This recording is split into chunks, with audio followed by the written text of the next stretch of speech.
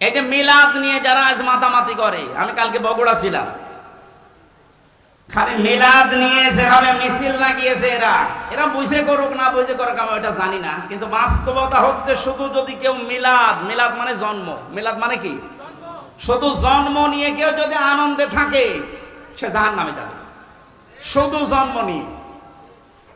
কারণ নবীজির ইন্তেকালের 600 বছর পরে এই মিলাদ আবিষ্কার করেছে মানুষ। তাহলে এই 600 বছরে তো মিলাদ হয়নি দুনিয়ায়, ওরা জান্নাত যাবে না?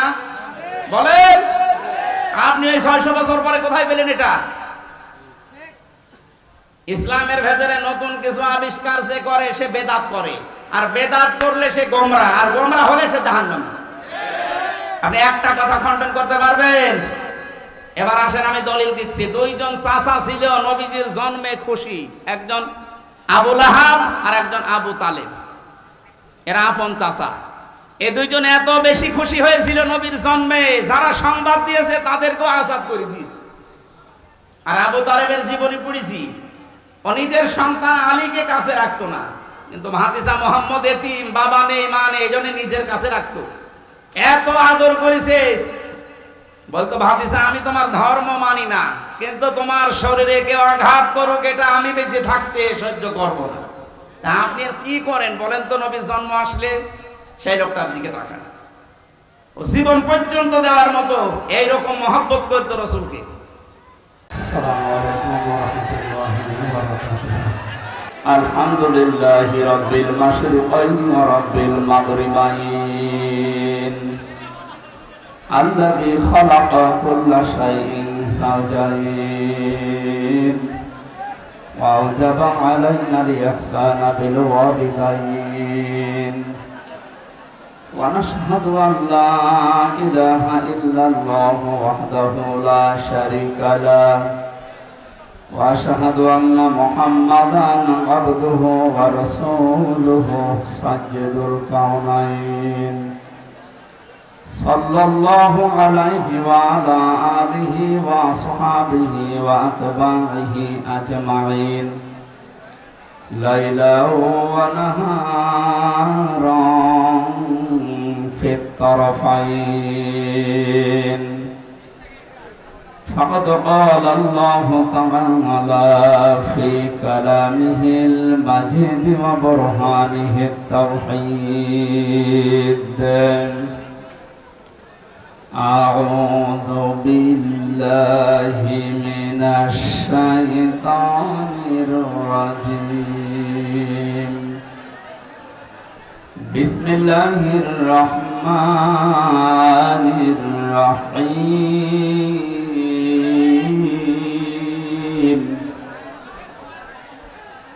فبما رحمة من الله لنت لهم ولو كنت فظا غليظ القلب لانفضوا من حولك فاعف عنهم واستغفر لهم فاعف عنهم واستغفر لهم وشاورهم في الأمر فإذا عزمت فتوكل على الله إن الله يحب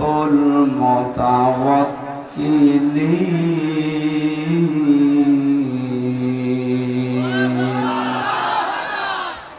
صدقت يا ربنا. عن أبي هريرة رضي الله تعالى عنه قال قال النبي صلى الله عليه وسلم من أحب سنتي فقد أحبني ومن أحبني كان معي في الجنة رواه ابن ماجه. وقال تعالى في شأن رسوله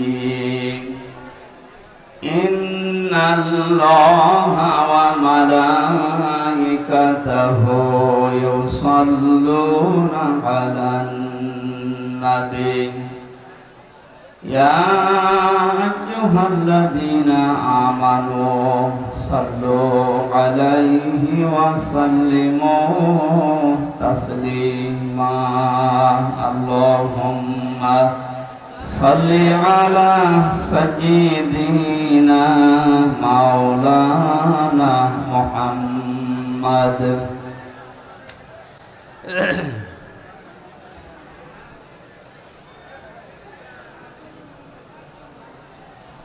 জীবনে যত প্রেম আছে করি যাই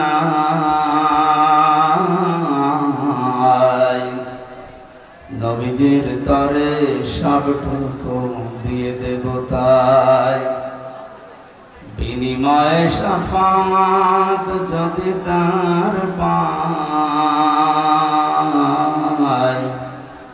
মুছে যাবে জীবনে যত ব্যথা ভার বালাগাল উলা বিকামালিহি কাশাফাত দুজা বিজামালিহি হাসানাত জামিউ খিসালিহি সাল্লু আলাইহি ওয়া আলিহি আল্লাহুম্মা আমিন ربنا ظلمنا أنفسنا وإن لم تغفر لنا وترحمنا لنكونن من الخاسرين رب العالمين এ বিশাল আসমানের মালিক বিস্তীর্ণ জমিনের মালিক কোরআনে কারীম আমরা শুনতে এসে তোমার শাহী দরবারে হাত তুলেছি এখানে যা কিছু বলা হবে শোনা হবে আমাদের প্র্যাকটিক্যাল লাইফে সেট করার তৌফিক দাও জীবন চলার পথে যত অন্যায় করেছি আল্লাহ গোপনে নয় মানব সম্মুখে আমরা প্রকাশ্যে স্বীকৃতি দিচ্ছি আমরা অপরাধী মেহেরবানি করে জীবনের অপরাধগুলো তুমি নেকি বানিয়ে দাও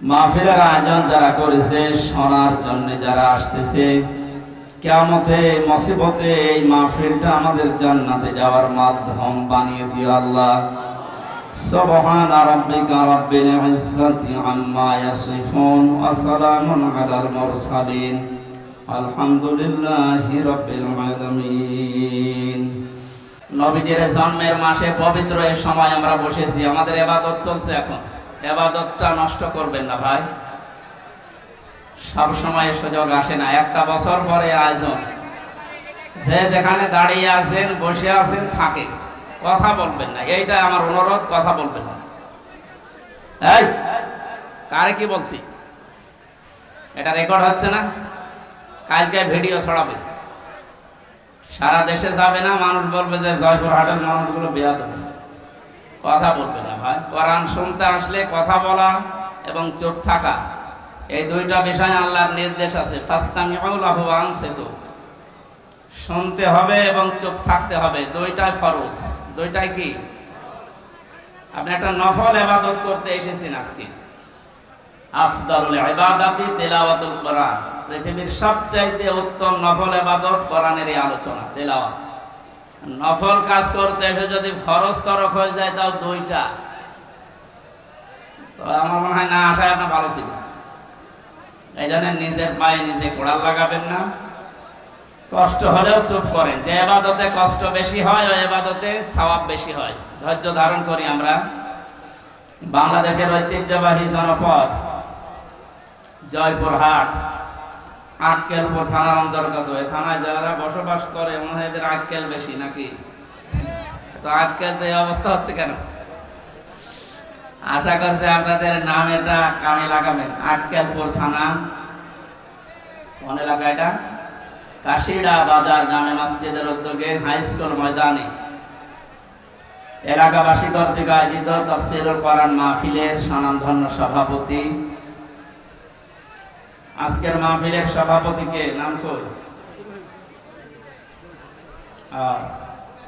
বিশিষ্ট ব্যবসায়ী কাশিড়া বাজার আল্লাহর গোলাম জনাব আব্দুর রহিম আতালাল্লাহু উমরাহু ওয়া বারাকাল্লাহু ফি হায়াতি বলেন আমিন মাহফিলের প্রধান অতিথি উপজেলা নির্বাহী অফিসার আক্কেলপুর জয়পুরহাট, আমাদের অভিভাবক শ্রদ্ধাভাজন ব্যক্তিত্ব সাগরের জনাব মোহাম্মদ মঞ্জুরুল আলম, এই মানুষগুলোকে আল্লাহর কোরআনের অনুষ্ঠানগুলোতে অতিথি বানাবে, তাহলে ঝামেলা হবে না ইনশাআল্লাহ। যে মানুষগুলো এখনো বুঝে হোক না বুঝে হোক সে মানধাত আমলে আছেন, যে আলেমদের মুখের সামনে থেকে মাইক্রোফোন কেড়ে নেবেন, আপনার কিন্তু কল্লা থাকবে না। সেদিন চলে গেছে, এখন সেদিন আর নেই। কয়েকদিন আগে বাংলাদেশের গোয়েন্দা বিভাগের প্রধান যিনি, আমি কথা বললাম, উনি কল দিয়েছিল, বলছিল হামজা ভাই, সারা বাংলাদেশের যেখানে কোরআনের কথা বলবেন, আল্লাহ যেই ফোর্সে বলতে বলেছেন ওই ফোর্সে বলবেন, কোনো বাধা নেই, কোনো অনুমতি নেওয়ার প্রয়োজন নেই। অন্যান্য ধর্মীয় অনুষ্ঠান যেভাবে বাংলাদেশে হয়, কোরআনের আলোচনা ঠিক ওই ধাঁচে হবে। কেউ যদি বাধা দেয়, শুধু নাম আর বাবার নাম আর জায়গার নাম জানাবেন, ওর ঠ্যাং ভেঙে ফেলবে। বললাম, স্যার আপনি এতদিন ছিলেন কোথায়? বলছে, আমি নতুন এসেছি, আমি একজন মুসলিম, আর মুসলমান হিসাবে যা করা লাগে, অন্যান্য ধর্মীয় অনুষ্ঠানগুলো যদি কোনো আয়োজন না লাগে, কারো প্রয়োজন না লাগে, অনুমতি না লাগে, ঝামেলা না হয়, ৯৬% মুসলমান এই দেশে আমরা বাস করি, আমাদের কলিজার চাইতেও দামি কোরআনে কারীম, তার প্রচারে প্রসারে অনুমতি নেওয়া লাগবে, ঝামেলা করবে আর তাকে আমরা ছেড়ে দেব? কখনো না। এই জন্যে সাথে মাতাল হলেও আমরা তাহলে ঠিক আছি, বাস্তবতা বুঝে কাজ করবেন। বিশেষ করে আমাদের এখানে উপস্থিত হয়েছেন আজকে আক্কেলপুর থানার অফিসার ইনচার্জ, আমাদের অভিভাবক, নতুন এসেছেন আপনাদের কাছে, জনাব মোহাম্মদ নয়ন হোসেন, দামাদ বারকাতুহুমুল আলিয়া। এতক্ষণ যারা আলোচনা রাখলেন, হযরত মাওলানা তরিকুল ইসলাম, মাওলানা আব্দুল কাদের, আর যত মানুষের নাম দিয়েছে, এ তো মনে হয় কয়েক মিনিট শুধু বলতেই সময় লাগবে, এমনিতে রাত বেশি হয়ে গেছে। আমি কয়েকদিন আগে মালয়েশিয়া, সিঙ্গাপুর কয়েকটা দেশে ঘুরছিলাম। মাওলানা মিজানুর রহমান আজহারি, জাকির নায়েক এবং ডেভিড লিউ বলে একজন আছে, নামকরা স্কলার, সারা বিশ্বে পরিচিত। এই মানুষগুলোর সাথে আলোচনা ছিল, ওনারা জানাচ্ছিলেন যারা আমরা এই যে কোরআনে কারিমের ময়দানে কথা বলি, এগুলো একটা ক্লাসের মতো। যদিও এখানে ছাত্রের মান সব এক না, এখানে এক এক রকম ছাত্র আছে। আমাদের বিশ্ববিদ্যালয় ক্লাস যারা নিত, সামনে যে সব ৮২ জন ৮৫ জন বসে আছে, সব এক মাপে, এক ক্লাসের এক মাপের ছেলেরা মেয়েরা। এখানে যারা আছে সবগুলো এক মাপের নাকি? এখানে এমনও লোক আছে একবার বললে বুঝবে, এমন লোক আছে ২ বার বললে বুঝবে, এমন লোক আছে ৮০ বার বললে ওরা জিজ্ঞাসা করবে কি। সে যেহেতু সব ধরনের ছাত্র ছাত্রী এখানে আছে, এই জন্য ক্লাসটা একটু কঠিন।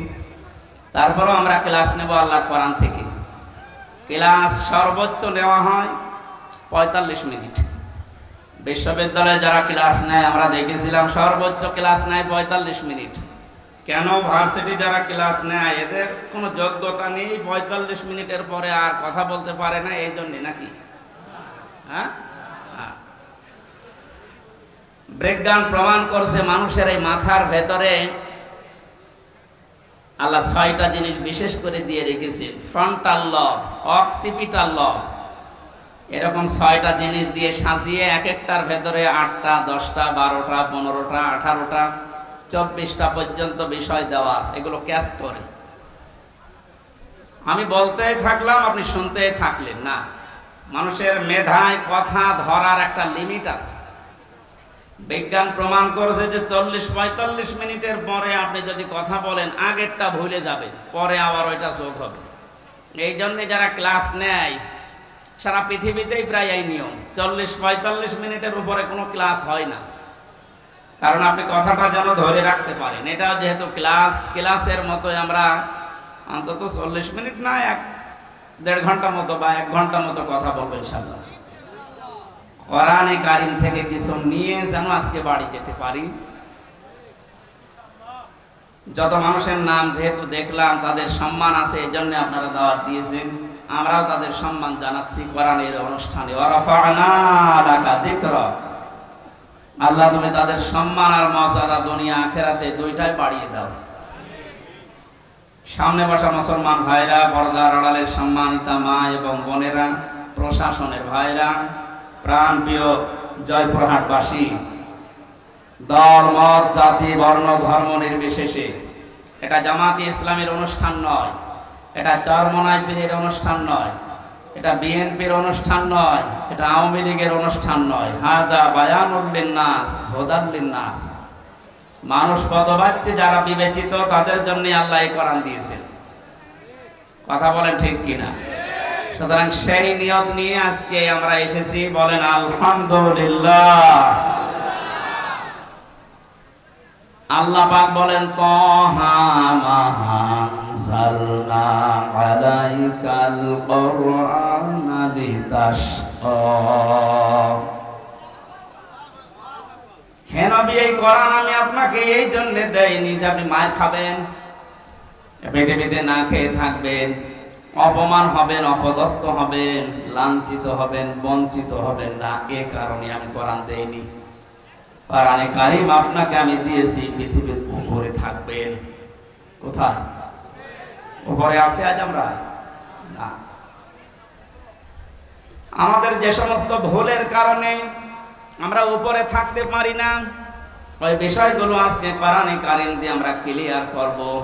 27টা বিষয় আছে, আজকে আমি একটা বিষয় শুধু ক্লিয়ার করার চেষ্টা চালাবো ইনশাআল্লাহ। আপনি এখান থেকে সরে বসুন, পেছনে যারা আছে একটু পরে চিল্লাবে, জানতে আপনার।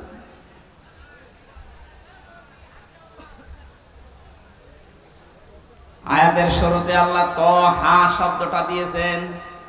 কোরআনে কারিমে আল্লাহ পাক নবীজিকে বিশেষ করে 7টা নামে ডাক দিয়েছে, তার ভিতরে এইটা একটা। আমি যে কথা বলি ওখান থেকে শিক্ষা নিয়ে আসি, আপনি মিলাবেন তো কি নিয়ে আসি দেখেন। বিশ্বনবীকে আল্লাহ যে 7টা নামে ডাক দিলেন, তার প্রথম নাম ছিল ইয়াসিন। ইয়া হরফে নেদা, ইয়া মানে হে, সিন মানে সাজ্জিদ। নবীজির আপন চাচাতো ভাই হযরতে আব্দুল্লাহ বিন আব্বাস রাদিয়াল্লাহু তাআলা আনহু রাইসুল মুফাসসিরিন ছিলেন তিনি। বিশ্বনবী ওযু করার পরে একদিন টয়লেট থেকে বের হওয়ার পরে দেখলেন ওযুর এক বদনা পানিকে যেন সামনে রেখে দিয়েছে। ওযু করার পরে জিজ্ঞাসা করলেন, পানির বোতল বা পানির এই লোটা বদনা কে রেখেছে এখানে পাত্রটা? হযরতে আব্দুল্লাহ বিন আব্বাস নবীজির আপন চাচাতো ভাই, ছোট মানুষ, এসে বলে, ভাই আমি রেখেছি। বিশ্বনবী ওই সময় ওই ছোট বালকের মাথায় হাত দিয়ে দোয়া করেছিলেন। দোয়াটা হাদিসের পাতায় এত বেশি আকারে হাইলাইট আছে। আল্লাহর নবী বলেছিলেন, মাবুদ তুমি একে দিনের গভীর জ্ঞান দান করো। তামাম দুনিয়াতে যত মুফাসসির আসবে কিয়ামত পর্যন্ত নবীজির এই দোয়ার কারণে এই লোকটাকে আল্লাহ মুফাসসিরদের সম্রাট বানিয়ে দিয়েছে। এখানে রাইসুল মুফাসসিরিন বলা হয়। তিনি তাফসীরে কাবীরের ভেতরে সিন শব্দের 5টা অর্থ দিয়েছেন। আপনি তাফসীরুল কোরআন মাহফিল লিখে দিয়েছেন। আমরা চেষ্টা চালাবো তাফসীর আকারে কথা বলা, নাকি আমার মন মতো বলবো। সিন শব্দের 5টি অর্থ। প্রথম অর্থ হচ্ছে সাইয়্যিদুল আলামিন। সিন মানে সাইয়্যিদুল বাশার, সিন মানে সাইয়্যিদুল কাউনাইন, সিন মানে সাইয়্যিদুল আম্বিয়া, সিন মানে সাইয়্যিদুল মুরসালিন। জয়পুরহাটবাসী ক্লাস চলছে, খুব খেয়াল করে কথাগুলো নেওয়ার চেষ্টা করেন। আমি ডেলিভারি দিলে আপনি যেন রিসিভ করতে পারেন, ওই রকম প্রিপারেশন নেন। মালয়েশিয়াতে যতগুলো অনুষ্ঠানে আমরা কথা বলতে গেছি, মিজান ভাই দেখেছি বারবার বলেছে, মোবাইল যাদের আছে পকেটে রাখেন। একেবারে আমার দিকে অ্যাটেনশন নিয়ে এমন ভাবে থাকবে মানুষ যেমন মাছ ধরার জন্য বসে থাকে। থাকতে পারবে না ঘন্টাখানেক? সব বন্ধ, কথাবার্তারা তো দূরের কথা, এদিকে ওদিকে তাকাবেন না, কারণ এটা ইবাদত চলছে। আমি যে পয়েন্টগুলো বলবো একটা বুঝবেন না, সকলে সকালবেলায় কাশিয়াড়া বাজারে বসে গল্প করবে না, কি বলে গেল, তো রাজনীতি হয়ে গেল। আপনি দেখেন তো রাজনীতি হয় কিনা। প্রথম অর্থ হচ্ছে সাইয়্যিদুল আলামিন, আলম না। এই পৃথিবীতে এখন স্বাধীন পরাধীন মিলে রাষ্ট্রের সংখ্যা 228টা। কয়টা? আমার মনে হচ্ছে কয়েকদিন পরে 235টা হবে।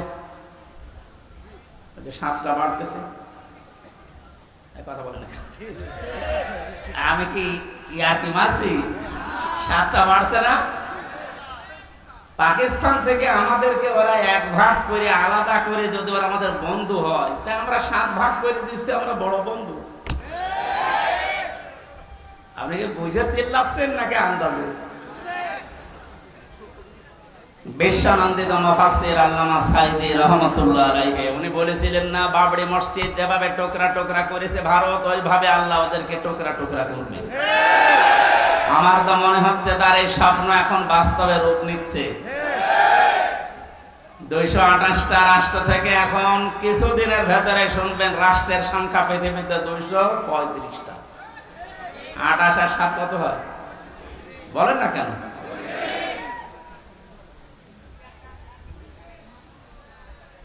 এখানে উঠে বসেন, কেউ এখানে আসবেন না, কেউ যাবেন না। না, এই ডিস্টার্ব হলে আসলে আমার ক্লাস করার অভ্যাস নেই ওইভাবে, একটু সাহায্য করেন আমাকে। না, এতদিন পর্যন্ত এই যে মুক্তিযুদ্ধের চেতনা নিয়ে যারা দেশ চালিয়ে গেল, এরা কি বলতো যে এরা আমাদের বন্ধু, কারণ এরা আমাদেরকে পাকিস্তান থেকে আলাদা করে দিয়েছে। ওখান থেকে 1 ভাগ করে আমাদের আলাদা করার কারণে যদি ওরা এত বড় বন্ধু হয়, তো সারা জীবনের জন্য আমরা 7 ভাগ করে দিচ্ছি, তাহলে আমরা কত বড় বন্ধু ওদের। ডক্টর মোহাম্মদ ইউনূস দায়িত্ব নিয়েই পরের দিন ঘোষণা দিয়েছিলেন, এই দেশকে যদি শান্তিতে থাকতে না দেন, 7 সিস্টারও শান্তিতে থাকবে না।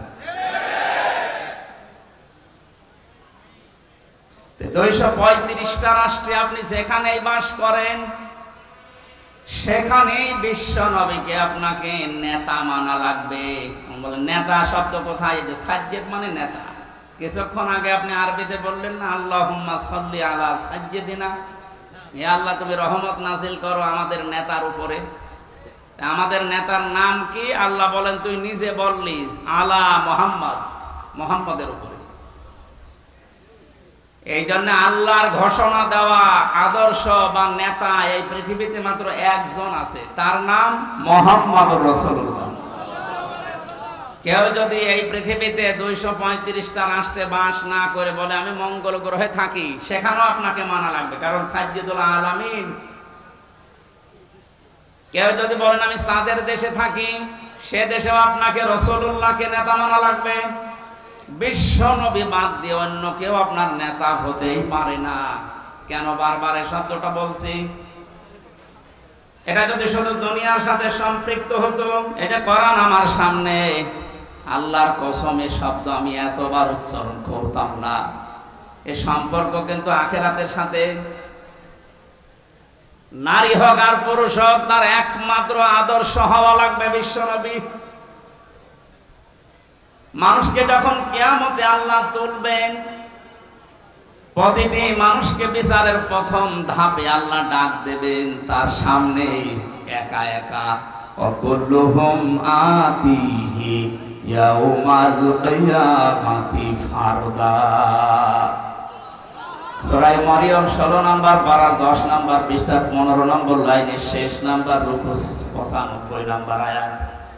আল্লাহ পাক বলেন কিয়ামতে প্রতিটি মানুষ আমি ডাক দেব বিচার করার জন্য, স্রেফ একা একা। কয়জন করে? কেউ থাকবে না।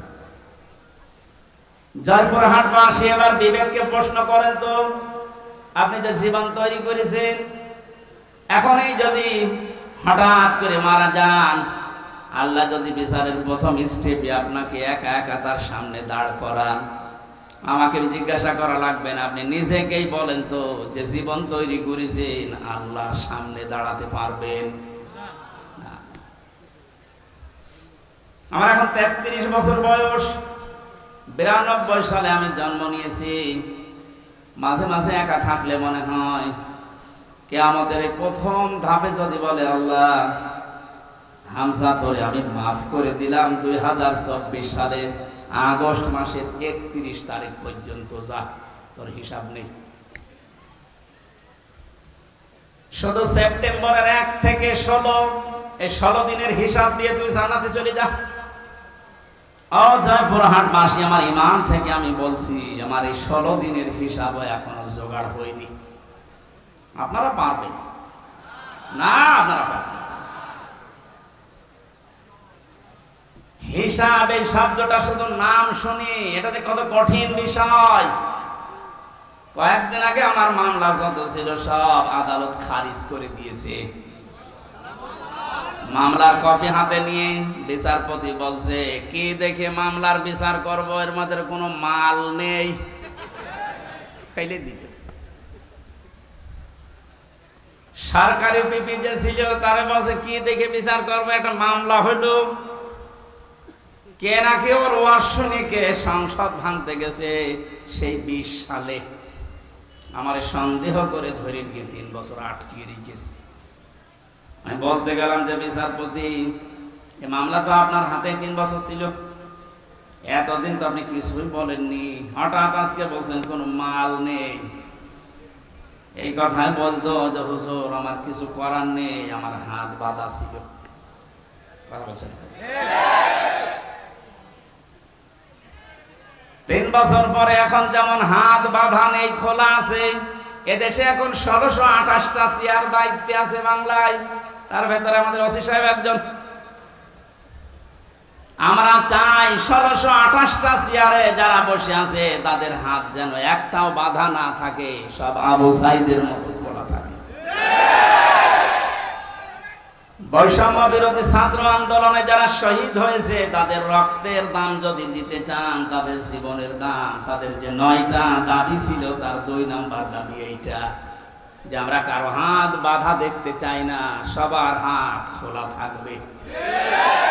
তো বাস্তবতা পেয়েছিলাম কি এই 15.5 বছরে শুধু একজনের হাত খোলা ছিল, বাকি কাওয়া কাদের থেকে শুরু করে যারা সব হাত বাঁধা ছিল। এজন্য বাকি যা বলতো সব ভুয়া, ওই একজন যা বলবে তাই। যেহেতু উনি আর নেই, না না যেখানে যায় যাক, যেন ভালো থাকে।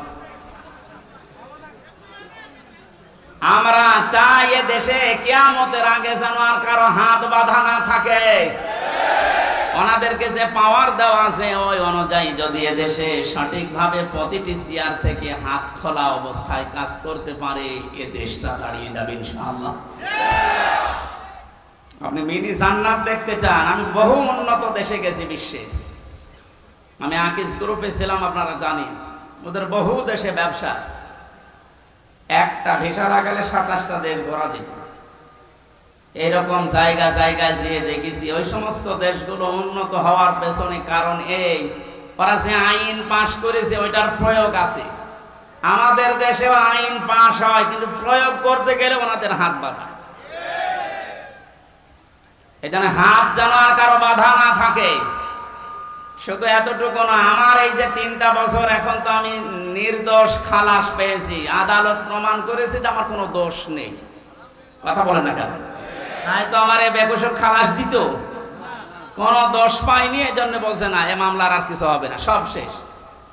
তাহলে আমি চাই আমাকে 3টা বছর বিনা কারণে আপনি আটক করে রাখলেন, আমার মামলার আয়ুর সাথে এবং টপ টু বটম যারা জড়িত প্রত্যেককে এভাবে 3 বছর করে আটক করে রাখা হোক। আমার রেখেছিল ফাঁসির কন্ডেম সেলের ভেতরে, আপনাকে রাখা হবে আয়না ঘরে। অনেকে বলছে আমি চট করে চলে আসবো, আসেন আয়না ঘরে ঢুকে, আপনি আসেন। 1,10,000 মানুষ এখন জেল খাটতেছে সারা দেশে। আমি যতটুকু 3 বছরে বুঝেছি, আমার মনে হয় 100 জনের প্রায় 60 থেকে 65 জন মানুষ নির্দোষ, কিছু জানে না, আন্দাজে তারা জেল খাটতেছে। যারা এই অবৈধ কাজগুলোর সাথে জড়িত, সে টাকা পয়সা খেয়ে হোক আর চাপে হোক, প্রত্যেককে এই মামলাগুলোতে যদি সাক্ষ্য প্রমাণ হয় যে না ওর কোনো দোষ নেই, বেকসুর খালাস পেয়ে যাচ্ছে, তাহলে 3 বছর 5 বছর 10 বছর তার জীবন থেকে আপনি নষ্ট করলেন কেন? যারা এর সাথে জড়িত প্রত্যেকের শাস্তি দাবি করছে, তাহলে ন্যায় বিচার কায়েম হবে। ভবিষ্যতে আর কেউ উল্টা পাল্টা মিথ্যা মামলা দিয়ে আপনার জীবন অন্তত নষ্ট করতে পারবে না।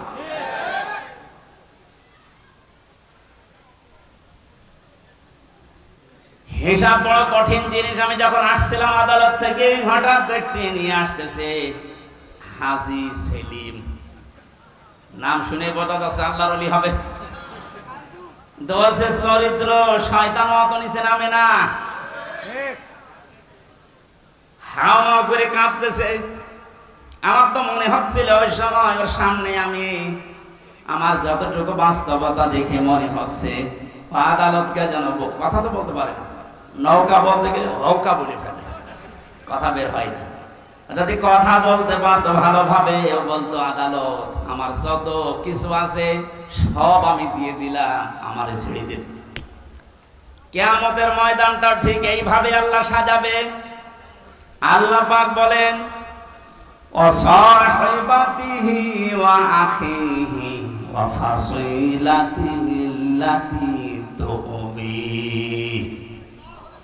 মানুষ তার নিজের ভাইকে, তার নিজের স্ত্রী সন্তানকে, তার জ্ঞাতি গোষ্ঠীকে, তার বংশের লোক, তার দলীয় লোক, তার আত্মীয় স্বজন, যত যারা সাহায্য করত, তাকে আশ্রয় দিত দুনিয়ায়, সবাইকে আল্লাহ সামনে নিয়ে বলবে আল্লাহ এগুলো সব দিয়ে দিলাম মুক্তিপণ হিসাবে, তুমি আমারে কিছু বলবা না। কথাটা কি মিথ্যা মনে হচ্ছে? সূরা মাআরিজের আয়াত। আল্লাহ নিজে নাযিল করে জানিয়েছে মানুষ এটা বলবে। আমিও হতে পারি, আপনিও হতে পারেন, কিয়ামতে বলা লাগবে আল্লাহ আমার এই মেয়েকে আমি দিয়ে দিলাম। এই আয়াতটা যখন আমি জেলখানায় থাকতে পড়েছিলাম, তখন ছোট মেয়েটার বয়স 1 বছর মাত্র। সবচেয়ে বেশি মনে পড়ত ওর কথা। মাঝে মাঝেই চিন্তা হতো আল্লাহ এর প্রতি আমার যে ভালোবাসা, দুর্বলতা, মহব্বত তুমি তৈরি করে দিয়েছো, কিয়ামতে এই ফারিহা জান্নাতকেও নাকি আমি বলবো আল্লাহ এরেও দিলাম মুক্তিপণ হিসাবে। এটা আমার কেমন লাগে, আমার বিশ্বাস হতে চায় না। কিন্তু কিয়ামতের ভয়াবহ যে দৃশ্য আল্লাহ নিজে ফুটিয়ে তুলেছেন, তখন মনে হয় না ফারিহা না, ফারিহার মাকে পর্যন্ত বলা লাগবে আল্লাহ এরেও দিয়ে দিলাম।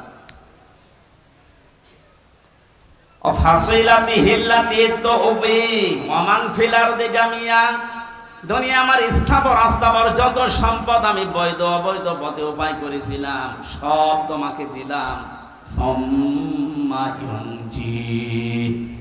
এরপরও তুমি আমারে নাজাত দাও। সঙ্গে সঙ্গে আল্লাহ ধমক দেবেন কাল্লা ইন্নাহা লাযা, কখনোই না, তোরে আমি লাজাই ঢোকাবো। কোথায়? এখানে আলেম থাকলে জিজ্ঞাসা করেন লাজা শব্দটা শুনতে যত সহজ মনে হচ্ছে, ভেতরের অবস্থা অত সহজ না। আল্লাহ বলেন নাযাআতান লিশাওয়া, এখানে প্রবেশ করার সঙ্গে সঙ্গে মানুষের আগে চামড়া উঠে যাবে। জয়পুরহাটবাসী কি একটা ঘর আল্লাহ বানিয়েছেন, যেখানে প্রবেশ করলে আগে মানুষের চামড়া উঠে যাবে।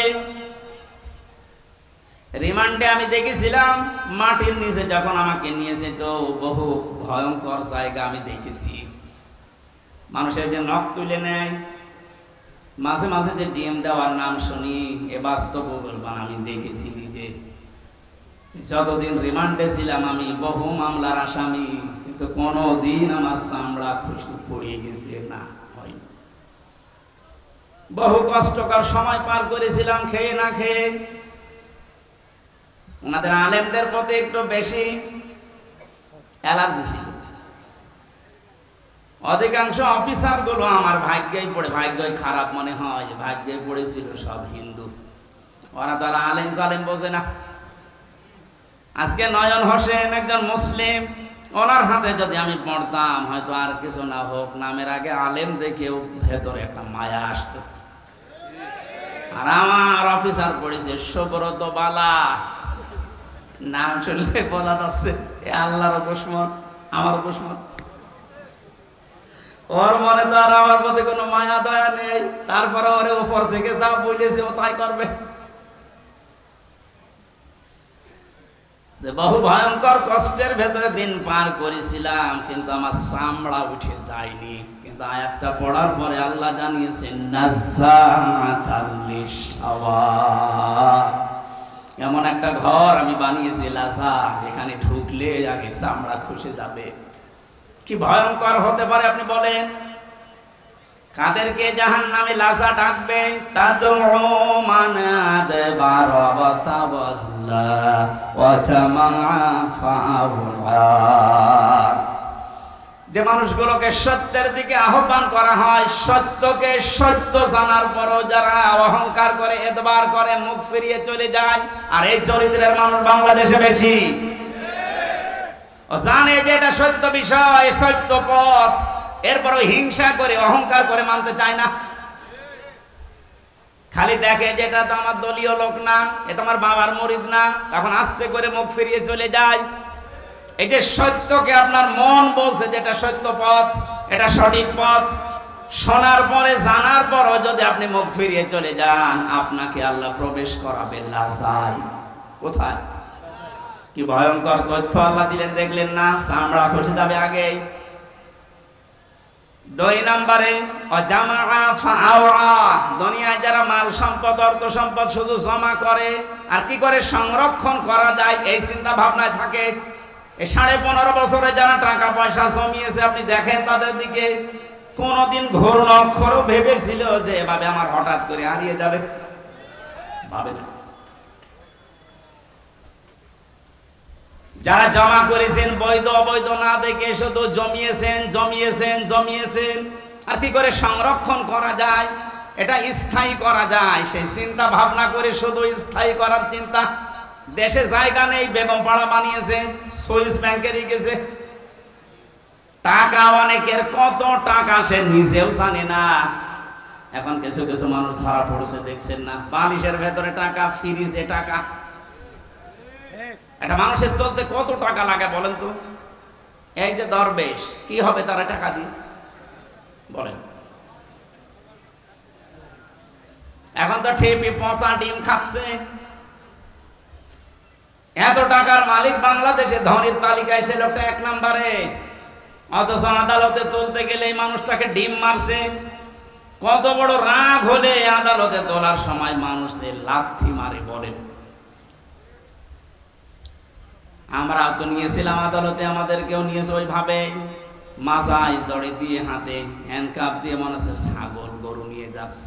কিন্তু হ্যাঁ, আমি দেখেছি যে অফিসার গুলো আদালতে তোলার সময় আসতো, এই প্রশাসনের এই মানুষগুলো চোখের দিকে তাকিয়ে দেখেছি, ওরা মনে মনে কাঁদতেছে।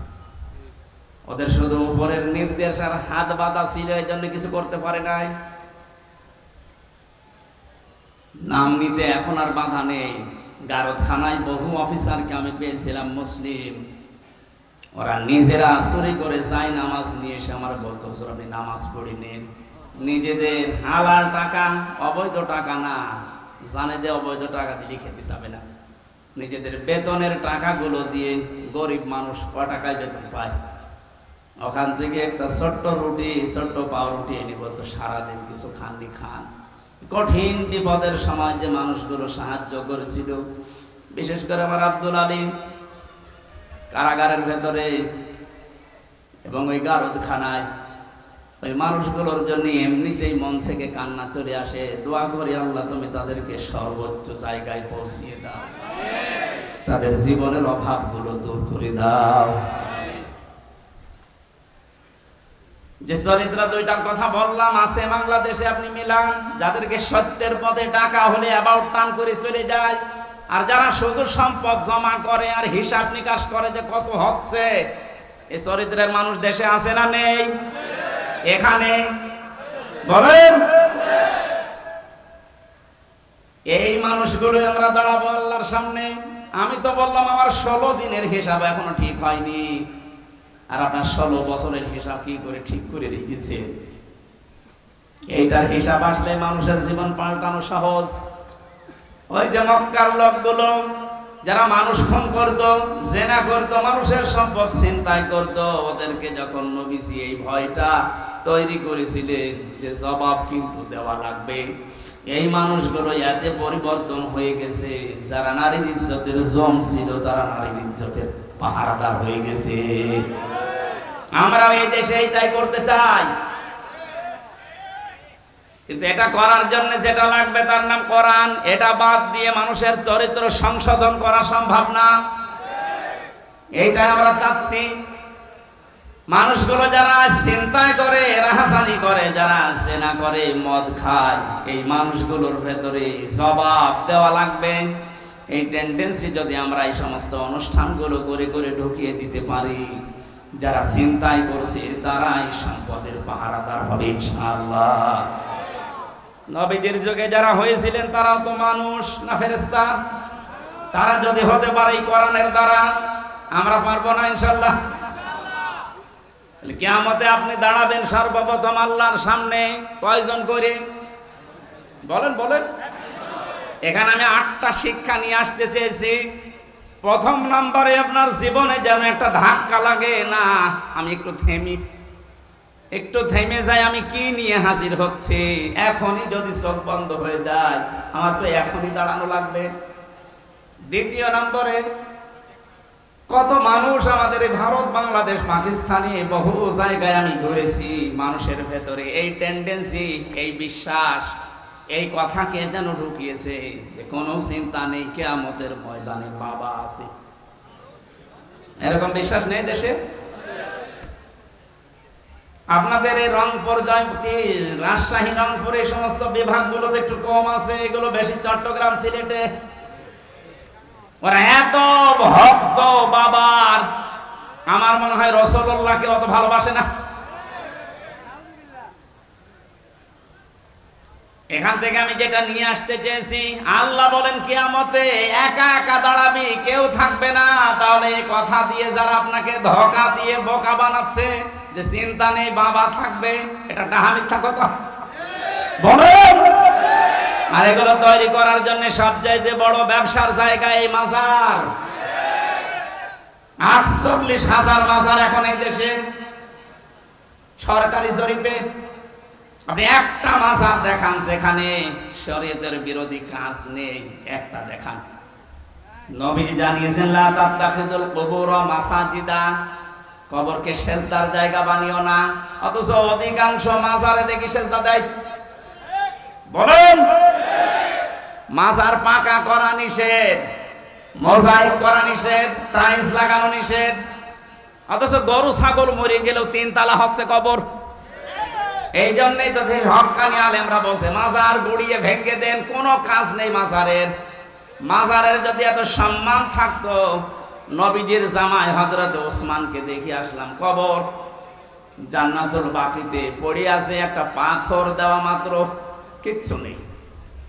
যিনি জান্নাতের গ্যারান্টি জিন্দা অবস্থায় পেয়েছেন দুনিয়ায়, তার কবর যদি শুধু একটা পাথর দেওয়া থাকে মাথার কাছে বা পায়ের কাছে, আপনি কি তার চাইতে বড় কিছু হয়ে পড়েছেন যে আপনার কবর পাকা করা লাগবে? এগুলো যারা করছে বা করবে, এক কথায় বলছি সব ব্যবসা, কোনো কাজ নেই। মাজারে আগরবাতি, মোমবাতি, টাকা পয়সা দিলে যদি ভাগ্য খুলতো, রাসূলুল্লাহর যে কবর আমার মনে হয় 50 তলা হয়ে যেত। কথা বলেন, পৃথিবীর সর্বশ্রেষ্ঠ মানুষের কবরে যদি টাকা দেওয়া না লাগে, মোমবাতি দেওয়া না লাগে, আগরবাতি না লাগে, দোয়াও করতে দেয় না। আমি রাসূলের রওজার পাশে দাঁড়িয়ে শুতে পাবে হাত তুলেছিলাম, যে পুলিশ পাহারা দেয় ওখানে, আমার হাতের উপরে ওই যে লাঠি হাতে থাকে, বাড়ি দিয়ে বলছে কি চাচ্ছেন আপনি? কিছু চাই না, রাসূলের জন্য দোয়া করছি। আমি আরবিতে ওনারে বললাম, ওনার ভাষা দিয়ে আমারে বলছে কি বলেন, আপনি যদি দোয়া করার দরকার হয় কাবা শরীফের কাছে, কাবার দিকে তাকান, কাবার মালিকের কাছে কিছু বলেন, রসুলের কাছে আপনি কি চান, ও মনে করছে আমি কিছু চাচ্ছি। শ্রেষ্ঠ কবর পৃথিবীতে, তার কবরের পাশে দাঁড়িয়ে যদি কিছু চাওয়া জায়েজ না হয়, তো পৃথিবীতে আর কোন মহারথী আছে যে তার কবরের পাশে যে চাওয়া যায়? সুতরাং এই ভ্রান্ত ধারণা থেকে, এটা যে রেকর্ড হচ্ছে এই জন্য বলছি, কালকে সারা বাংলাদেশ সহ বিশ্বে বাংলা ভাষাভাষী মানুষের কাছে ছড়িয়ে যাবে।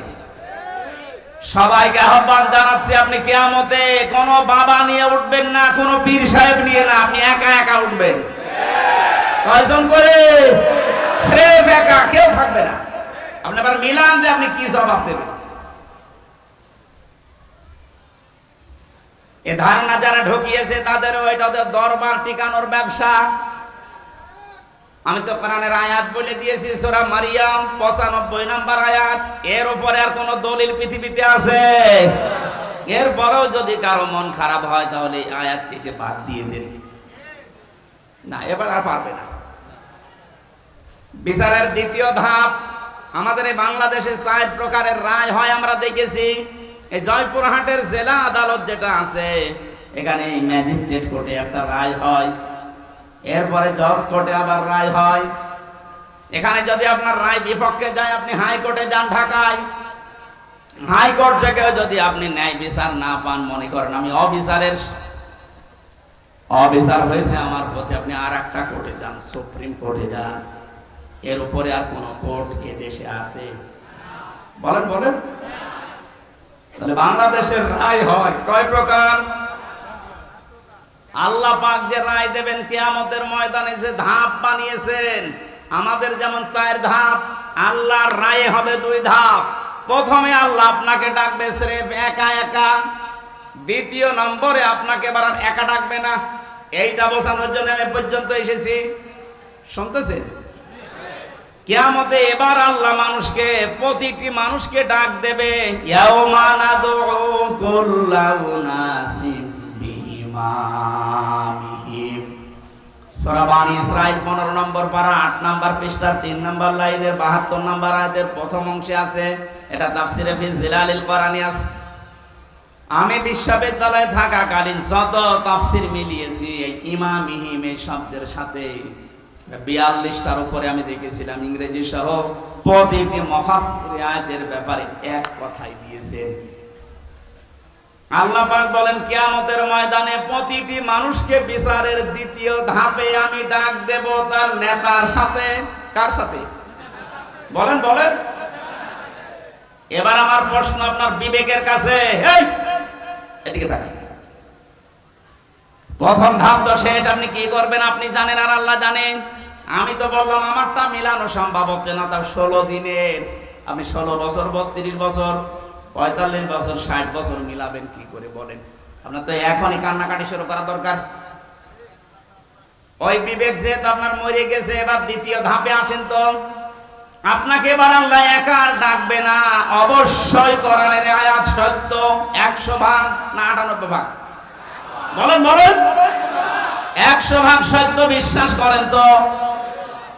তাহলে আল্লাহ এবার আপনাকে ডাকবে আপনার ইমামের সাথে। এখানে ইমাম মানে নেতা, ইমাম মানে কি?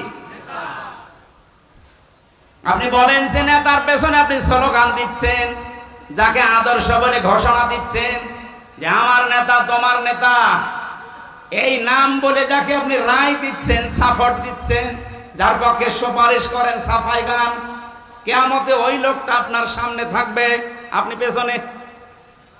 কি মনে হয় আপনার যে নেতার পেছনে আপনি ঘোরেন, যার আদর্শ মতো চলেন, ওর যে চরিত্র, ওর যে সুরাত সিরাত, ওরে আল্লাহ দেখলে মাফ করবে বলে মনে হয়? দেখি এখনই বলছেন তো ধরা খাবে।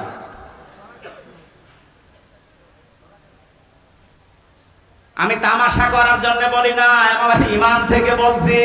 কোরআনের এই চোখটা লাগিয়ে আমি দেখতে পাচ্ছি আমরা 100 জনের এই দেশে 98 জন ধরা খেয়ে বসে আছি। এই জন্য বলছিলাম এটা স্রেফ দুনিয়ার বিষয় হলে বলতাম না, এর সম্পর্ক আখিরাতের সাথে। ওই যে ইয়াসিন, আল্লাহর ঘোষণা দেওয়া নেতা এই একজন, তাকে না মেনে আপনি যাকে মানেন, হ্যাঁ, তিনি যদি আপনার সামনে থাকতেন মুহাম্মদুর রাসূলুল্লাহ, আপনার চিন্তা থাকতো না? কথা বলে না কেন? তিনি বাদ দিয়ে আপনি যাকে মানেন, আপনি তো তাকে মানেন না। যাকে মানেন বলেন তো সেই লোকটা আপনার সামনে এখন দাঁড়িয়ে, আপনি পেছনে। আল্লাহ তো আগে তাকাবে তার দিকে। তার যে সুরাত সিরাত, তার চরিত্র কিছু না হলেও কিছু আপনি জানেন। আপনার চাইতে বেশি জানে ওর সম্পর্কে কে? আরো জোরে বলেন।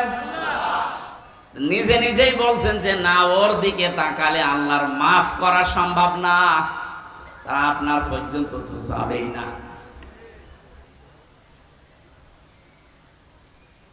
আমার ভয় হচ্ছে এই কারণে যে আমরা না জানি ওই ময়দানে অধিকাংশ মানুষগুলো দাঁড়িয়ে থাকে কিনা। আল্লাহর ঘোষণা দেওয়া নেতা যেহেতু মুহাম্মদুর রাসূলুল্লাহ, আর উনি শুধু বাংলাদেশের জন্য না, ভারতের জন্য না, তামাম দুনিয়ায় যত রাষ্ট্র আছে যেখানেই বাস করেন, আপনাকে বিশ্ব নবী নেতা মানা লাগবে। এতদিন শুনেছেন যে ইয়াসিন সূরা পড়লে 10 খতম কোরআন শরীফে সওয়াব হয়, কিন্তু এর ভেতরে 83টা শিক্ষা আছে। আমি একটা একটা করে কেবল 5টা বললাম। 83টা শিক্ষা আপনার প্র্যাকটিক্যাল লাইফে, জীবনে আগে সেট করা লাগবে। এরপরে আমি এদিকে পড়েই গেলাম, নেকি হয়েই গেল, তো নেকি কি থাকবে কোথায়? নেকি তো থাকছে না ধরে রাখার জন্য। এমন একটা বিশ্বাস, এমন একটা কথার দ্বারা নেকি সব শেষ। কথা বোঝেন? এই কোরআনে আল্লাহ 500 শরীয়তের বিধান দিয়েছেন। কয়টা? তার ভেতরে এটা একটা। ইয়াসিন হে নেতা, এটা একটা। এরকম কত আছে? বলেন বলেন। কেন 500টা বলেন তো? আমি এবার শিক্ষিত মানুষদেরকে বলছি, যত ফরজ ইবাদত আছে দুনিয়ায়, প্রত্যেকটা ফরজ ইবাদতের কিছু মৌলিক বিষয় আলাদা করা আছে। এই যে নামাজ ফরজ না? বলেন না কেন? নামাজ পড়তে গেলে 13টা ফরজ লাগে, ভেতরে আর বাইরে মিলিয়ে। আমি ওসি সাহেবকে বলছি 12টা ফরজ আদায় করে উনি নামাজ পড়লো, একটা ফরজ আদায় করেনি, ওনার সওয়াব হবে কয়টা? কথা বোঝার পরে বলবেন ওনার সওয়াব কয়টা হবে? কিচ্ছু হবে না, 0, শূন্য। এখন যদি বলেন না, বাস্তবতার সাথে তো মিলছে না, আমি তো 12টা করেছি, অন্তত 5টা সওয়াব দেন, হবে? কারণ আপনি বাদ দিয়েছেন কি? বলেন বলেন। ওয়াজিব আছে 14টা, 13টা আদায় করেছেন, একটা আদায় করেননি, আপনার নামাজ হবে না?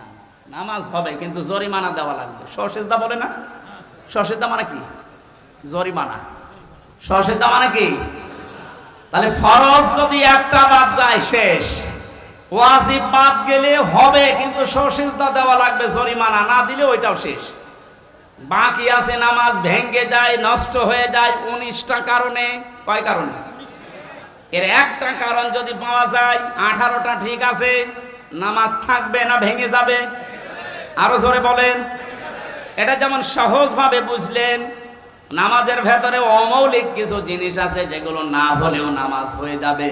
যেমন সুন্নাত আছে 12টা, মুস্তাহাব আছে 70টা। এরকম ভাগ ভাগ করে আমি 2 রাকাত নামাজ পড়তে গিয়ে 60,000 মাসালা পেয়েছি। কয়টা? আমার মনে হয় এখানে 60,000 মাসলা সবারই জানা আছে। 60টাই জানা নাই। যে জন্য আমি এই পর্যন্ত আসলাম। এবার আসেন, এই যে মঞ্চটা, এই মঞ্চের মৌলিক জিনিস 2টা, একটা খুঁটি আর একটা সামিয়ানা। এই 2টা মৌলিক না? আসল উপাদান। এই 2টা না থাকলে কেউ মঞ্চ বলবে? এই বলেন। অমৌলিক জিনিস আছে, এই যে টিস্যু বক্স, এই মাইক, এই যে ফুল দেওয়া আছে, বিউটিফাই করেছি, এই চেয়ার দেওয়া আছে, এই টেবিল আছে। এগুলো কি না থাকলে মানুষ মঞ্চ বলবে না? এ পর্যন্ত বুঝেছেন কিনা বলেন যে মৌলিক জিনিস 2টা, অমৌলিক জিনিস 10টা। সংখ্যার দিক থেকে মৌলিক জিনিস বেশি না কম? বলেন। কিন্তু গুরুত্বের দিক থেকে এত বেশি, এর একটাও যদি না থাকে এ মঞ্চ টিকবে? খুঁটি না হলেও হবে না, ছাদ না হলেও হবে না, কিন্তু টিস্যু বক্স না থাকলে হবে না। না বলেন বলেন। কোরআনে আল্লাহ 500 মৌলিক জিনিস দিয়েছেন, 6666টা আয়াত, এর ভেতরে মাত্র 500 আয়াত শরীয়তের বিধান। আপনি কোথায় 6666? 500 বাদ গেলে কি হয়? হয়তো বাকি যেগুলো আছে সব ওই টিস্যু, ফুল, ফুলদানি, এই টেবিল, এই মাইকের মতো, কিন্তু 500 যেটা আছে সেটাই সামিয়ানার খুঁটির মতো। এর একটাও বাদ গেলে আপনি এখানে বসেও থাকতে পারবেন না, কাওয়া কাদেরের মতো পড়ে যাবেন।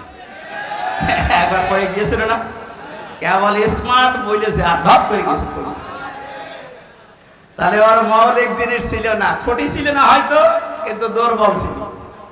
এখান থেকে আমি যেটা নিয়ে আসতে চাই, মৌলিক জিনিস না থাকলে অমৌলিক হাজারও থাকলে তার কোনো দাম থাকে না। ওসি সাহেব যদি নামাজ পড়তে গিয়ে 12টা আদায় করে, একটা আদায় না করে, উনি নিজেও এখন বলবে যে কোনো সওয়াব নেই, জিরো হবে, শূন্য হবে। এ পর্যন্ত বুঝেছেন তো? 500 আয়াত শরীয়তের বিধান, একটা মানেননি, 499টা মেনেছেন। কিয়ামতের দিন যখন আল্লাহ মিজানের পাল্লায় আপনাকে তুলবে, আপনারও ওই ফল হবে জিরো, শূন্য। এবার আসেন এই শব্দটার একটু ব্যাখ্যা করি। মিজানের পাল্লা বলি আমরা, মিজান মানে কি?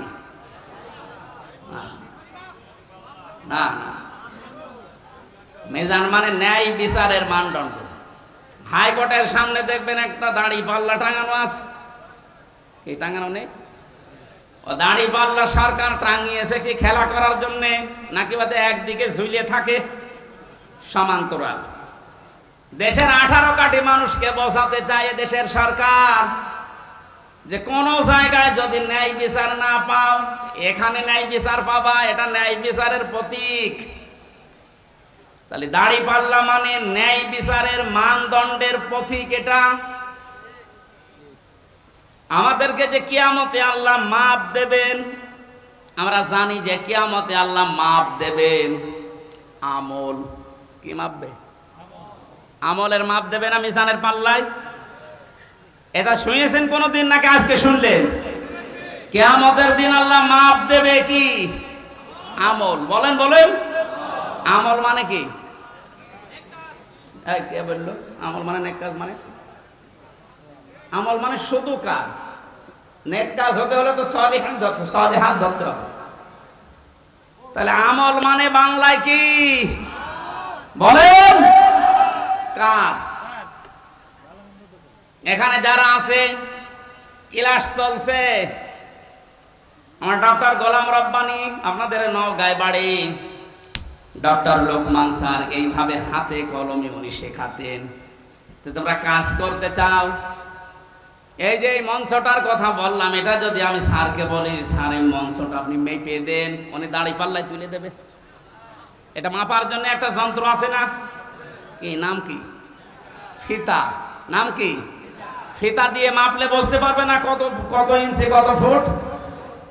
এই যে পানিটা যদি ওনারে দিয়ে বলি এটা ফিতা দিয়ে মেপে দেন, হবে? এটার জন্য সিসি লাগবে, লিটার লাগবে, এরকম যন্ত্র আছে আলাদা। ওনারা যদি সাইল দিয়ে বলে যে ফিতা দিয়ে সাইল মেপে দেন, হবে?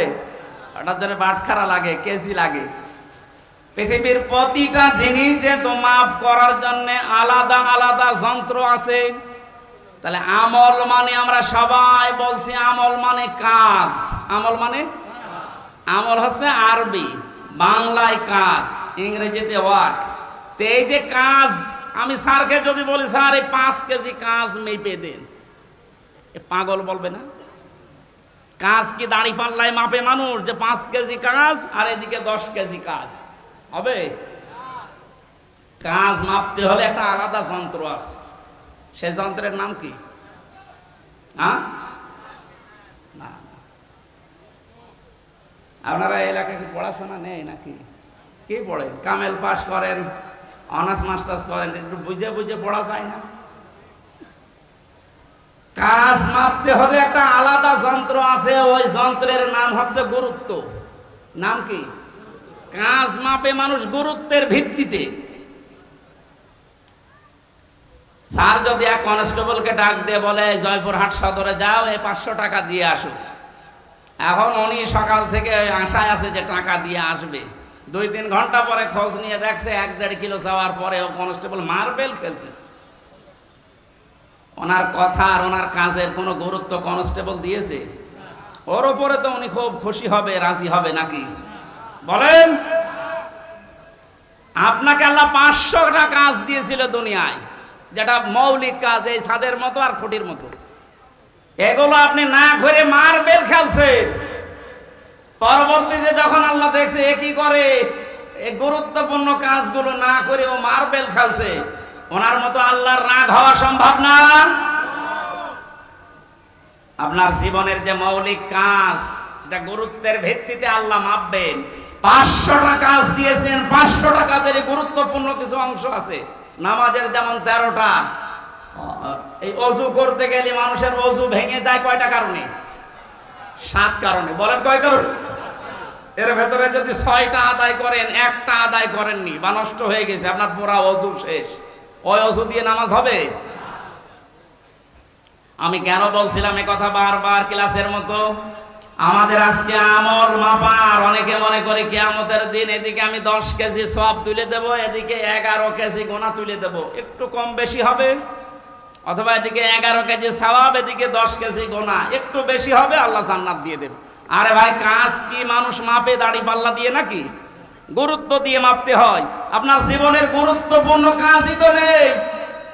এই পৃথিবীতে যত গুরুত্বপূর্ণ কাজ আছে, এই যে ছাদের মতো আর খুঁটির মতো, তার ভেতরে 1 নম্বরে গুরুত্বপূর্ণ কাজ হচ্ছে আহসানু আমালা, সবচাইতে উত্তম কাজ। সবচাইতে উত্তম কাজ 500টা, তার ভেতরে 1 নাম্বার কি? 1 নাম্বার হচ্ছে আনাকিমুদ্দিন, এই পৃথিবীতে আল্লাহর দিন কায়েম করে দেখাও। এইটার নাম শুনলে যাদের কাছে রাজনীতি মনে হয়, দুনিয়ার কাজ মনে হয়। হযরতে মুসা তাহলে ভুল করেছিল? হযরতে ঈসা ভুল করেছিল? ইব্রাহিম নবী ভুল করেছিল? নূহ নবী ভুল করেছিল? মুহাম্মদ রাসূলুল্লাহ ভুল করেছিল? ওনারা তো এই কাজ করতে গিয়ে 27টা যুদ্ধের নেতৃত্ব দেওয়া লেগেছে। আপনি এই কাজের কথা শুনলে খালি দুনিয়ার কাজ মনে করেন, রাজনীতি মনে করেন, মানে আপনার তো মৌলিক কাজই হাতছাড়া হয়ে যাচ্ছে। ফুল দিয়ে এসব দিয়ে কি করবেন? আমি আশা করি কথা বোঝাতে পেরেছি। এরপরও যদি কেউ না বোঝার ভান করে থাকেন, এদিকে আসেন, আসেন, আপনাকে চট করে ঢুকিয়ে নিন, আসেন।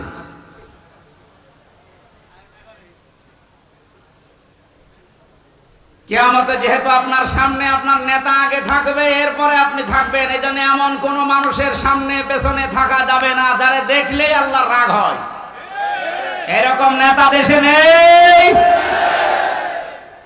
রাত 12টার পরে যার পা ঠিক মতো মাটিতে পড়ে না, রিকশা ছাড়া বাড়ি যেতে পারে না, এক কথা বলে না কেন?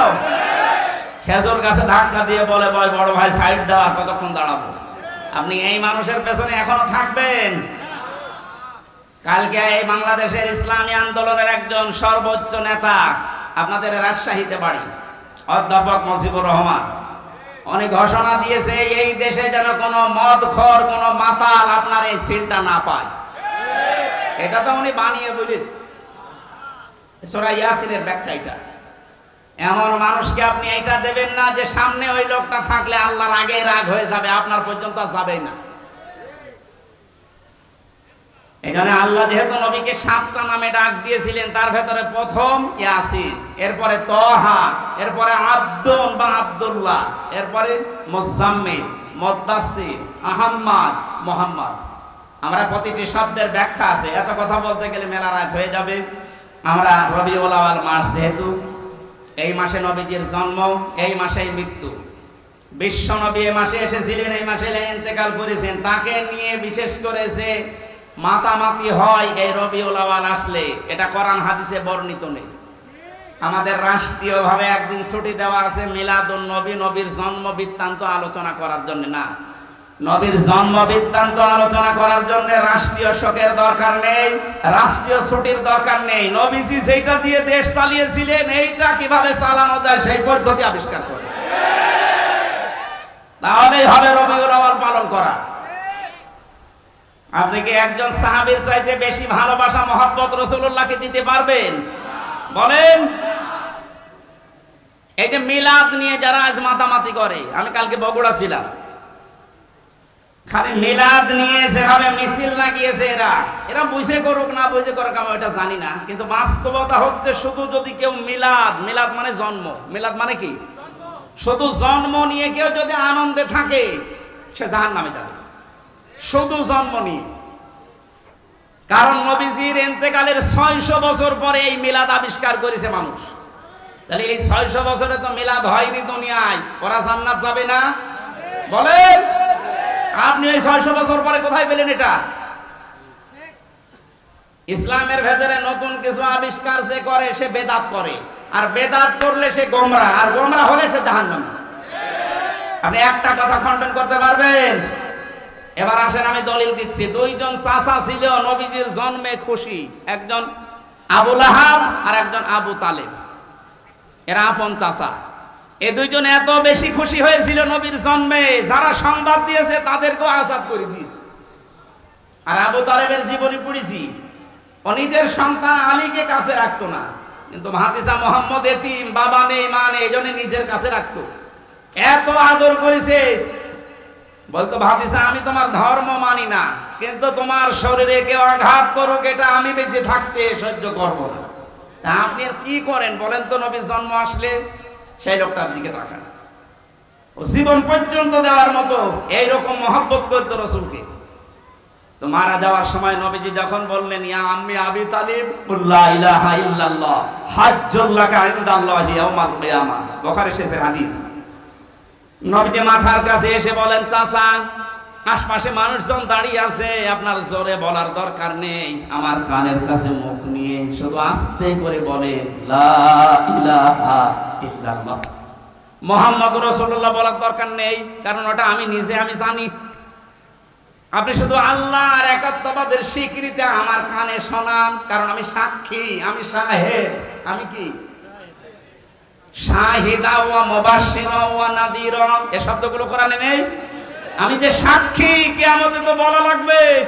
আপনি শুধু আমার কানের কাছে একটু বলেন যে লা ইলাহা ইল্লাল্লাহ, আর কিছু বলা লাগবে না, কাউকে শোনানোরও দরকার নেই।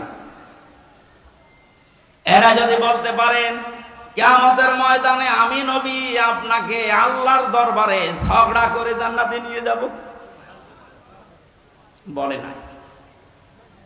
ডাক দিয়ে বলছে ভাতিজা আমি তোমাকে ভালোবাসি, কিন্তু তোমার এই কালেমা, তোমার এই আদর্শ আমি মানতে পারলাম না, তুমি আমারে মাফ করে দিও। হযরতুল হাটবাসী, মাফ করার মালিক নবীজি না আল্লাহ? আরো জোরে বলে। এত ভালোবেসেছিল, জন্মে খুশি হয়েছিল এই যে আবু লাহাব আর আবু তালেব। কই তাদের জীবনে পড়েন দুইজনেই জাহান্নামী।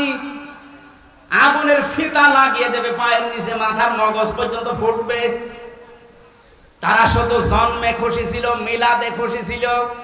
সিস্টেম অপর পৃষ্ঠায় দেখুন আরো দুইজন আপন চাচা, হযরতে আব্বাস আর একজন হযরত আমির হামজা রাদিয়াল্লাহু তাআলা আনহুমা।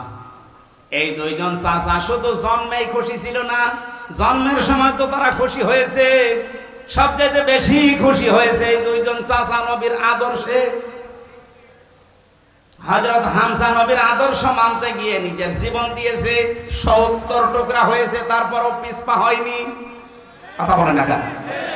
হযরতে আব্বাস নিজের জীবন দিয়েছে নবীর আদর্শ গ্রহণ করে। তিনি বলেছিলেন মান যাকা তামাল ঈমান, তোমরা যদি ঈমানের স্বাদ পেতে চাও, মান রাদিয়া বিল্লাহি রব্বা, আল্লাহকে রব পেয়ে খুশি থাকো, ওয়াবিল ইসলামি দীনা, ইসলামকে জীবন ব্যবস্থা হিসাবে পেয়ে খুশি থাকো, আমি মুহাম্মাদুর রাসূলুল্লাহ সাল্লাল্লাহু আলাইহি ওয়াসাল্লাম নবিয়্যা ওয়া রাসূলা।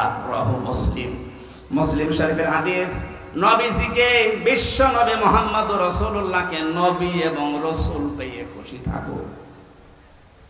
হযরতে আব্বাস আর হামজা এই দুইজন চাচা নবীর শুধু জন্মে না, তাদের সিরাতে সূরাতে তাদের আদর্শ পেয়ে খুশি, এইজন্য এই দুইজন চাচাই জান্নাতি। সুতরাং আজকে আমাদের সময় এসেছে, রবিউল আউয়াল মাস 1 বছর পরে আসবে, শুধু নবীর জন্মের কথা শুনে মিলাদ দেবেন, জন্মের আলোচনা করবেন, খিচুড়ি জিলাপি খেয়ে শেষ করে দেবেন না। আপনি যদি পালন করতেই হয় প্রত্যেক সোমবারে একটা করে রোজা রাখেন। কথা বলে কেন? আর যদি সর্বোচ্চটা মানতে চান হযরত হামজার মতো, হযরত আব্বাসের মতো তার আদর্শ মেনে নেন। আল্লাহ আমাদেরকে মেনে নেওয়ার তৌফিক দিন, বলেন আমিন। এই নবীর জীবনী থেকে একটা পাঠ, আমি 27টা পাঠ বলেছিলাম না, একটা পাঠ আজকে আলোচনা করছি। আচরণ, নবীজির আচরণ ব্যবহারটা কেমন ছিল আর আমাদেরটা কেমন, এটা আমি বাস্তবের সাথে আজ মিলাবো।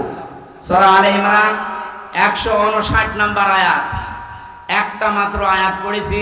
এই আয়াতের ভেতরে যা আছে তাফসীর আকারে বলার চেষ্টা চালাচ্ছি, নাকি শেষ করে দেব?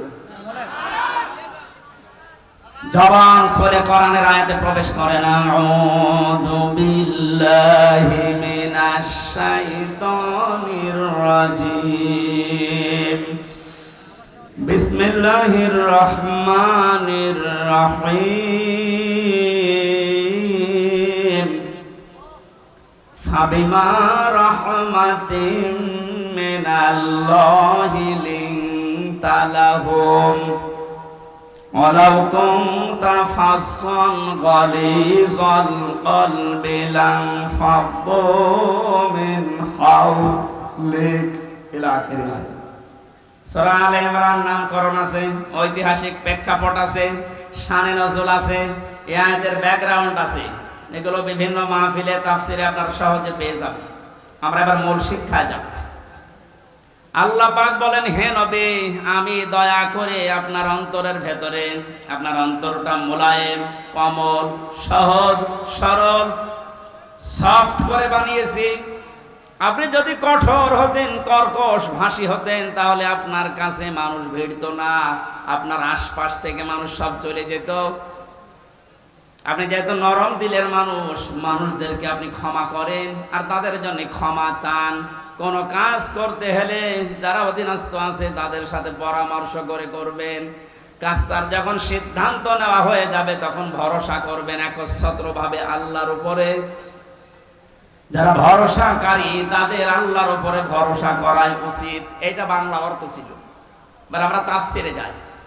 নবীজিকে আল্লাহ এত কমল, এত সফট একটা হৃদয় দিয়েছিলেন, তার যে আচার ব্যবহার গুলো, আল্লাহ পাক তার আচার ব্যবহার প্রমাণ করতে গিয়ে একটা নাম দিয়েছেন, খুলুকুন আযীম। হে নবী, আপনি মহান চরিত্রের উপরে প্রতিষ্ঠিত। জোরে বলেন সুবহানাল্লাহ। নবীজির যে আচরণগুলো ছিল, প্রথমে শিশুদের সাথে ধরেন, এটা বাচ্চাদের সাথে যার যে আচরণ, হাদিস প্রমাণ করছেন। নবীজি রাস্তা দিয়ে যখন হেঁটে মসজিদে নববীতে কাবা শরীফে যেতেন, রাস্তার আশেপাশে বাচ্চারা খেলাধুলা যারা করত, বিশ্ব নবীকে দেখলে নিজের মা, বাবা, বড় ভাই সব ছেড়ে নবীর কাছে ছুটে আসতো। আমাদের ভেতরে চরিত্রটা অনেকের নেই। বাচ্চাদেরকে আদর করা, মহব্বত করা, ভালোবাসা দেওয়া। নবীজি বলেন, ছোটদের সাথে আমার ভালোবাসাটা, আমার আন্ডারস্ট্যান্ডিং এমন ভাবে পয়দা হয়েছিল, আল্লাহ তৈরি করে দিয়েছিলেন। বাচ্চারা যদি নিজের মা বাবাকে দিনের পর দিন, মাসের পর মাস, বছরের পরে বছরও না দেখতো, আমি নবীর সাথে থাকলে ওরা মনে করতো মা বাবার সাথে আছে।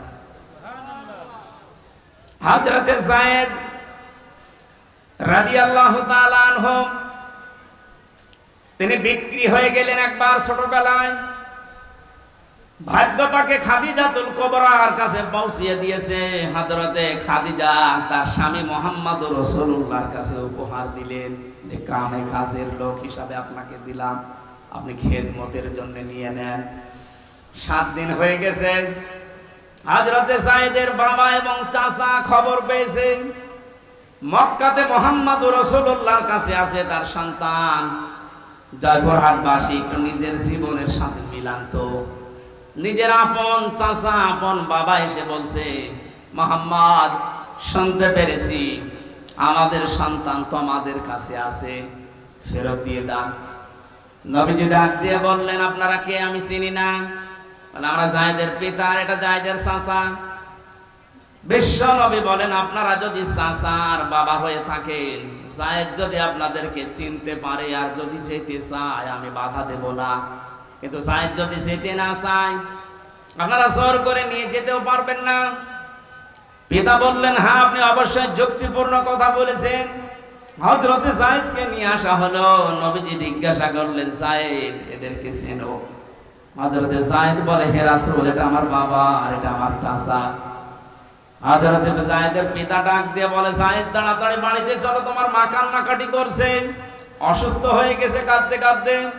সম্পদ যা আছে, তুমি তোমার একক সন্তান, সব তোমারে দিয়ে দেব। হযরতে যায়েদ ওই দিন একটা কথা বলেছিলেন, আপনি একটু মেলান তো, আপনার কাজের বাড়ির ছেলেটা মেয়েটা আপনার সম্পর্কে এ কথা বলতে পারে কিনা। হযরতে যায়েদ বলেছিলেন, হে আমার পিতা, হে আমার চাচা, বাড়ির সম্পদ সহ যা আছে সব আমাকে দিয়ে দিতে চান। এই 7টা দিনে লোকটার কাছে থেকে যে ব্যবহার আমি পেয়েছি, তামাম দুনিয়া দিলেও একে ছেড়ে যাওয়া যায় না। কি ব্যবহার পেয়েছিলেন নবীজির কাছে মাত্র 7 দিনে এই ছোট মানুষটা। আপনার বাড়িতে যে ছেলেটা কাজ করে, যে মেয়েটা কাজের মেয়ে, ওকে একদিন গোপনে ডেকে বলবেন, ওই তাহলে 2 লাখ টাকা দেবো, তুই কি চলে যাবি? ও বলবে, শয়তান, টাকা দেওয়া লাগবে না, এমনি ছেড়ে দে। কথা বলবে না।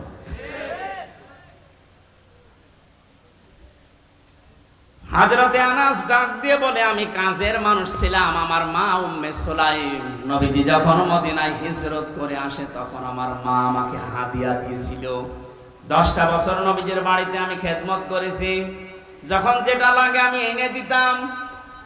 কিন্তু আল্লাহর কসম, আমার নবী কোনদিন এই 10টা বছরে কোনদিন আমাকে ধমক দিয়ে কথা বলেননি। জোরে বলেন আল্লাহু আকবার।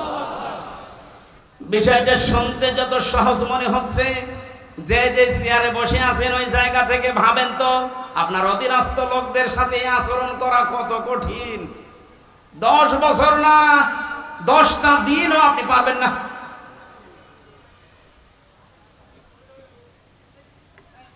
অনেক থানাতে আমি এই সেই 13 সাল, 14 সাল, 15 সাল, এই সালগুলোতে আমি থানাতে বেশি থাকতাম। ওসি সাহেব, এই যে কনস্টেবল, যে লোকটা অস্ত্র নিয়ে গেটে দাঁড়িয়ে থাকে, এর সাথে যে আচরণটা করে, মাঝে মাঝে আমার মনে হতো, আল্লাহ, এই কনস্টেবল যদি ওই চেয়ারে বসে, আর আল্লাহ তুমি ওরে যদি ওখানে কনস্টেবল হিসাবে দাঁড় করিয়ে রাখো, ও যে ব্যবহার করলো কিছুক্ষণ আগে, ওইটা যদি ওর সাথে করতো, আমার মনে হয় ঘৃণায় মরে যেত।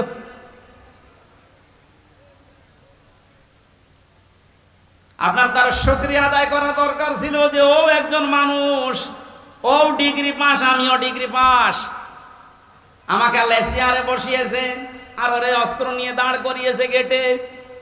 ওর সম্মান আমার চাইতে আরো বেশি হওয়া দরকার।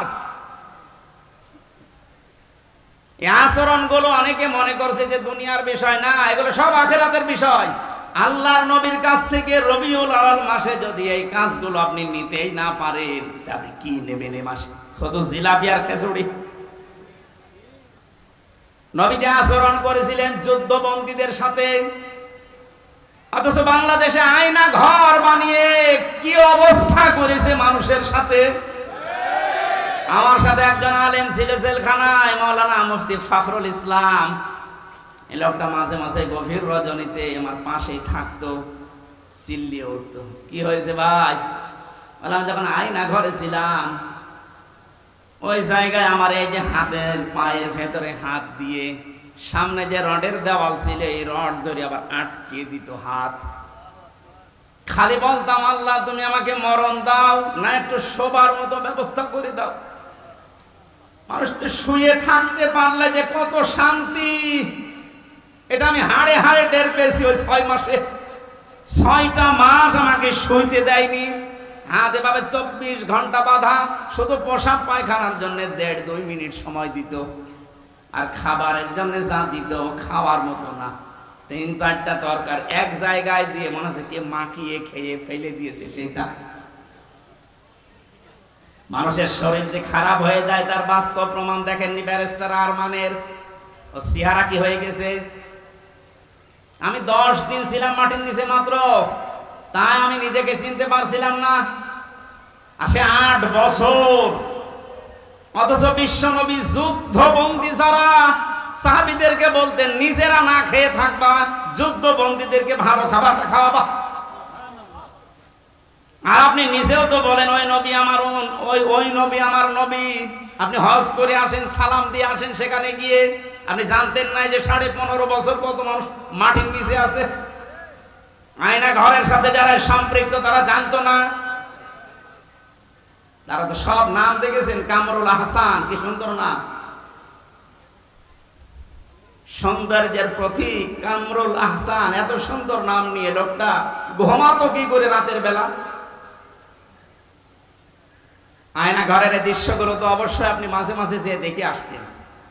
দেখে আসার পরে আপনি কি ঘরে এসে স্ত্রীর কাছে ঘুমাতে পারতেন? আমার তো ঘুম হবে না। 2 দিন 5 দিন 10 দিন হলে হয়, 8 বছর 10 বছর একটা মানুষ কবরের মতো জায়গা। রাত দিন বোঝা যায় না, কখন আজান হয় কখন নামাজ হয় কিছুই জানে না। আন্দাজে নামাজ পড়তাম, 4 ওয়াক্ত নামাজ আমি একবারে পড়েছি। কি করবো আমি জানি না যেখানে আজান হচ্ছে না কি হচ্ছে।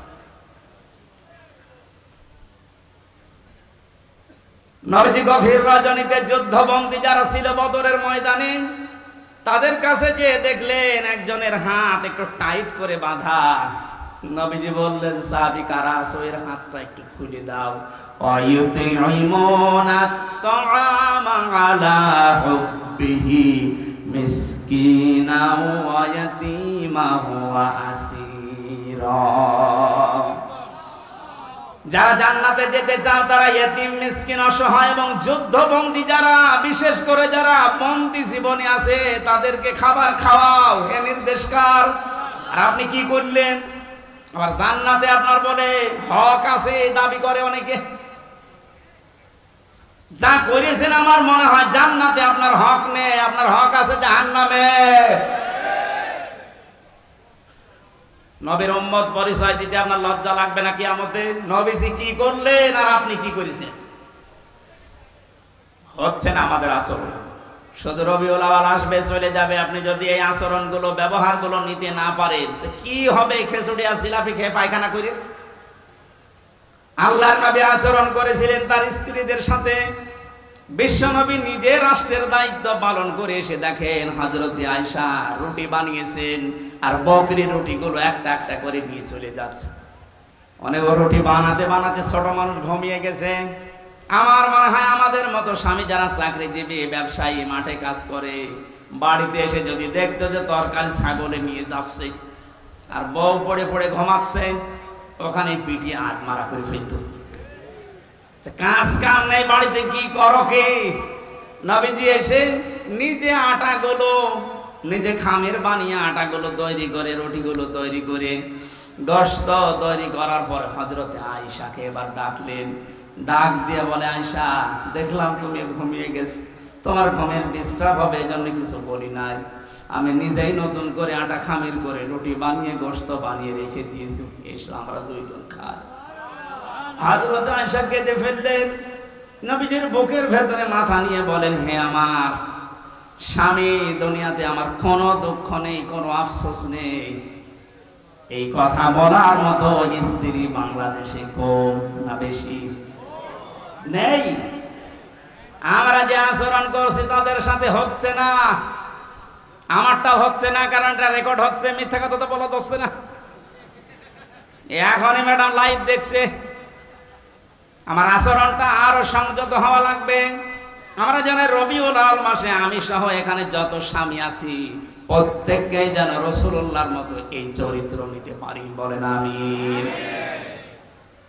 সম্মানিত মা বোনেরা, আসার সময় দেখলাম গভীর মনোযোগ দিয়ে রাসূলের কথাগুলো শুনছেন, কান খাড়া করে শোনেন। বাংলাদেশে নারী নির্যাতন করলে কেস হয়, মামলা হয়, এই যে বসে আছে মামলা নেওয়ার জন্য। পুরুষ নির্যাতন হলে যে কেস হবে, করব কোথায়?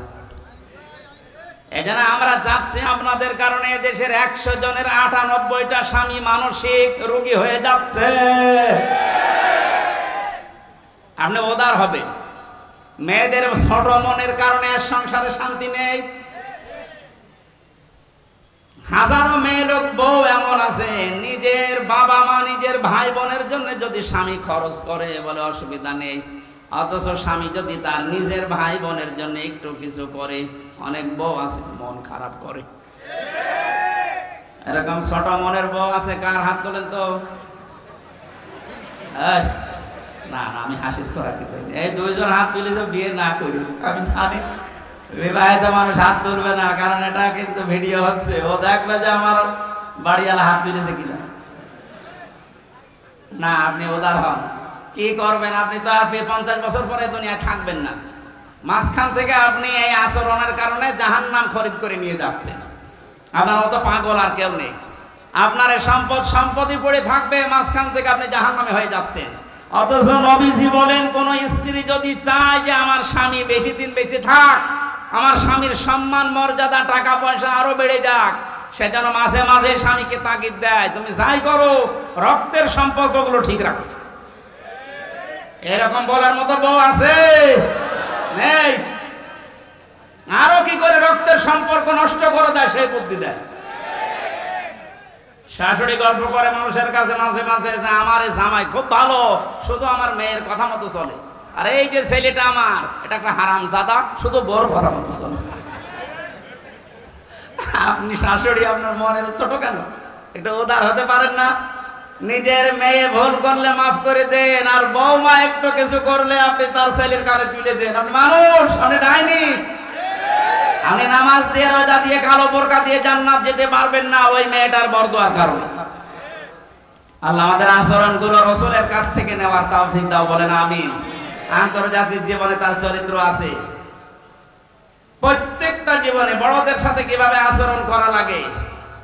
আজ অফিসের যারা বস আছেন, এখানে দোকানের মালিক আছেন, আমি বহু অফিসে এই অভিযোগটা শুনেছি, এই জন্য তুলে ধরলাম। অনেক অফিসের অফিসারের আচরণ পেয়ে তার নিম্নে যারা চাকরি করে তার আচরণের কারণে বলে, কখন যে 8 ঘন্টা চলে যায় স্যারের কাছে থাকতে আমি টেরও পাই না, মনে হয় যে আরো 8 ঘন্টা যাক, বাড়ির কথা আর মনে হয় না। এমনও স্যার পেয়েছি, বলো হুজুরে 8 ঘন্টা না, কখন যে 8 ঘন্টা যাবে শুধু আল্লাহ আল্লাহ করি। এই যে দুইটা স্যারের পরিচয় বললাম, একটার চরিত্র রাসূলের মতো, আর একটার চরিত্র ফেরাউনের মতো। ফেরাউনকে আল্লাহ জান্নাত দেবে, ওই স্যারকে আল্লাহ জান্নাত দেবে। আল্লাহ আমাদের আচরণগুলো রাসূলের মতো হওয়ার তৌফিক দিন, আমিন। বারাকাল্লাহু লানা ওয়া লাকুম ফিল কোরআনিল আযীম। আল্লাহুম্মা আমিন। লা ইলাহা ইল্লা আনতা সুবহানাক ইন্নী কুনতু মিনাজ জালিমিন। এই মোনাজাতটা বসে করেন। আমরা মুসাফির আছি, অসুস্থ আছি, আমরা মাজলুম অবস্থায় আছি, মোনাজাতটা আমরা বসে করছি। যে যেখানে আছেন মোনাজাতটা বসে করেন, যদি সম্ভব হয় মাথা নিচু করেন, চক্ষু বন্ধ করেন, জীবনের অপরাধগুলো স্মরণ করেন। আশা করছি আমাদের অপরাধ আল্লাহ মাফ করে জায়গাটা নেকি দিয়ে ভরাট করে দেবেন ইনশাআল্লাহ। রব্বানা যালামনা আনফুসানা ওয়া ইল্লাম তাগফির লানা ওয়া তারহামনা লানাকুনান্না মিনাল খাসিরিন।